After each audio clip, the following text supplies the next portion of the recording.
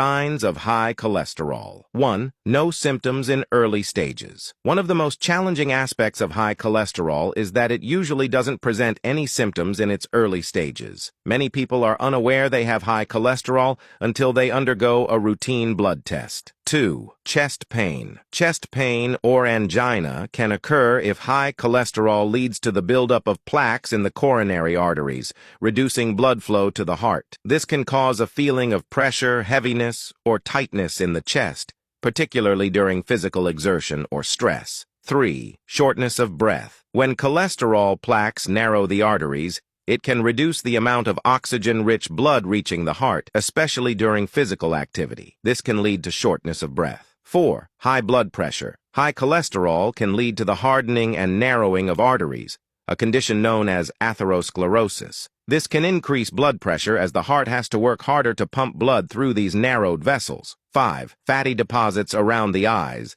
Xanthelasma. Xanthelasma are yellowish, fatty deposits that appear around the eyelids. While not harmful themselves, their presence can be a sign of high cholesterol or other lipid disorders. 6. Fatty bumps on the skin. Xanthomas are larger, yellowish, fatty deposits that can appear anywhere on the body, including elbows, knees, hands, and feet. 7. Numbness or tingling in extremities. Reduced blood flow due to narrowed arteries can cause numbness or tingling in the extremities, particularly in the legs and feet. This is a symptom of peripheral artery disease, PAD, which is often associated with high cholesterol. 8. Lifestyle-related indicators can increase the risk of high cholesterol. These include poor diet, high in saturated fats and trans fats, lack of physical activity, obesity, and smoking. 9. Family history of high cholesterol or heart disease. A family history of high cholesterol or heart disease can increase your risk. Write to me in a comment. Does any of your family members have high cholesterol, or do you suffer from high cholesterol? I wish you good health.